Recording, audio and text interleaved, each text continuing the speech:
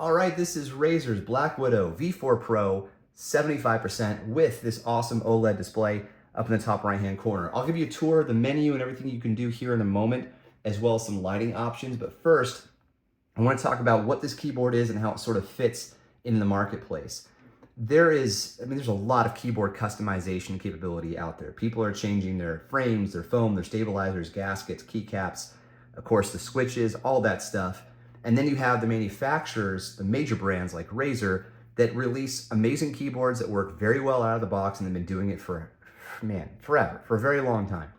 What Razer's introduced here is both. So out of the box, this is great. I love typing on this. It's been really fun for me. I've gone through a ton of keyboards. I do prefer ergonomic keyboards just because of the discomfort I get from long typing on standard layout keyboards, but this has been so good that I've gone a little extra on it, but don't worry about that. But this is also customizable. So if you think about the layers, and I'm going to speak to people like me who don't know a ton about keyboard customization, but maybe have interest in dabbling. So bear with me for a moment here. If you think about like the layers of a keyboard, on the top you have your keycaps, and then you have your switches below. So you'll hear about different color switches, right? Green switches, blue switches, orange switches. You can replace the keycaps, the switches. This has an aluminum top cover, so this whole thing here is made out of aluminum, which you should come to expect from really high-end Razer products. And then you have your gasket, there's foam. Razer, they've gone sort of above and beyond to try to dampen the noise, and it produces this really nice, clicky, thocky sound. So listen, right? Really consistent across that space bar, and overall a nice springy, tactile, responsive key press. And I like that a lot because when I have to press too hard on the key, it actually fuels the discomfort I get in my right wrist and forearm. But when I get this nice springiness, I can go faster. And you'll notice that these keys are a little bit on the thinner side, but they're spaced pretty well. So I'm not actually, even when I'm flying, I'm not actually hitting two keys at once very often or making typing mistakes as a result of the keyboard orientation. Okay, so $300 for this one, the wireless model. The wired model's $230. You could save yourself some money and go with that if you wanted to. I would, because I've been using this wired. I connect it to a Thunderbolt dock, and I will switch between multiple computers. But even still, I think the way that what you get for $300 is still pretty good, especially with the serviceability, considering that you could replace all these different components that I listed. And then out of the box, you get Razer's excellent customization options for the lighting. And they've thrown in this cool OLED display. So let's go through this because it's really cool in my opinion. So first of all, what a shout out right there to just like classic games. This is super cool. You can change this, and I want to show you first how to change it because it's kind of sneaky. On the right-hand side, you'll find what's called the command button, and then here's that dial that we've been working with already. And you hear that sound, you can press it in to do a selection. This little button here allows you to change what you're adjusting. So lighting brightness, switching applications, zooming in and out, volume control, which is where I kept it most of the time, so forth and so on. You'll notice it says 3 of 6 at the top because there are 6 items in here. Now that timeout is very quick, but you can change it. And this is how you get into that menu. You hold down that command button for 3 seconds, and now you're in there. So you have the option to make adjustments to the command dial. So I already showed you these. You have volume, etc. And then watch what happens here. I get to track jogging, and then there are 3 more options: scroll vertical, scroll horizontal, and synapse mode. These I can add to the dial if I wanted to. If I want to go back, I press the command button, and now I'm at the home screen. I select enter, and I can change that animation.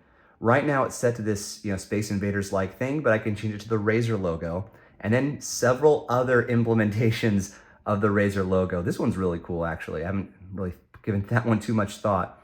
So forth and so on. I haven't seen yet any customization here, but I'm sure that's forthcoming.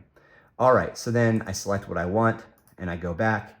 I can change it to a still image, and there are a number of images in here to choose from. I don't know if it's worth going through all of these, but I better make a decision. Oh, that's kind of Pac-Man-like, that's cool. All right, or it could be a banner. Oops, I didn't mean to select that. Yeah, well, too bad.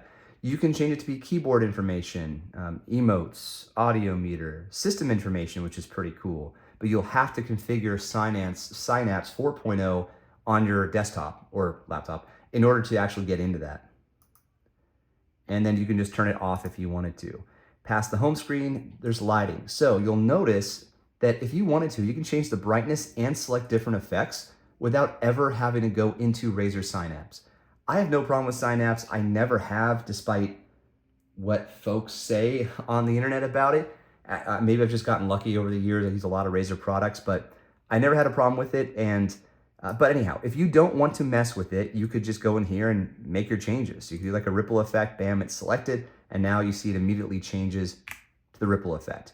But you can't do full customization. So for example, if I went to static, I can only turn it on and off. I can't change the color.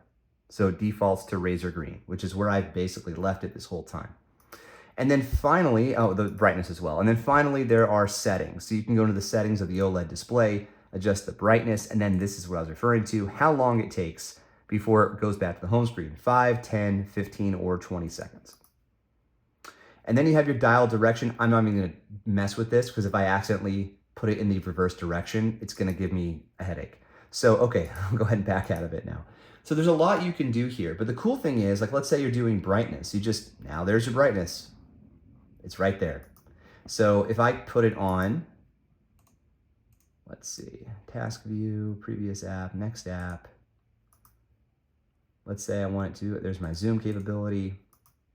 Volume is where I keep it. So you could press it in to mute, unmute, and then just roll up and roll down and it adjusts your volume. This works on Mac as well as Windows, no problem whatsoever.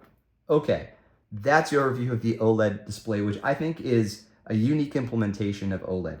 Now, I can't believe I'm however many minutes, several minutes into this, and I haven't talked about the wireless yet. So, the responsiveness. 4K, so 4,000 hertz, true wireless. That's incredible. I haven't seen 4K before. I think that's great. Obviously, Razer is an industry leader, so I'm sure others will follow, and then Razer will continue to be advancing forward past that. As far as testing this in games, I am too old to really test this on twitchy shooters where you really need to have like the utmost responsiveness, but I can tell you that playing the games I have been playing, like Diablo, hey, it feels great. I like it, right? Got my hands right here, I'm good. You actually know what I've played the most on this keyboard? Are the remasters of Warcraft 1 and 2. That's how old I am, all right? But at least it's the remasters. Okay. Now, one of the cool things about having this display is the added functionality that I've shown you. What you miss oftentimes when you go to 75%, in addition to missing out on the number pad, you also miss getting access to things like dedicated buttons for media control. So I like that that's here. I could do the track selections if I wanted to, but those are not integrated into the keyboard keys. So if you look very carefully to the kind of underneath the keys here, between the keys, you'll see that there are additional functions. So print screen, for example, is here. On the right-hand side, sleep mode, home, end, pause. But that's it. So, I mean, there's others too, but there's nothing for multimedia like track selection or play and pause. So it's all gonna be here in your OLED display.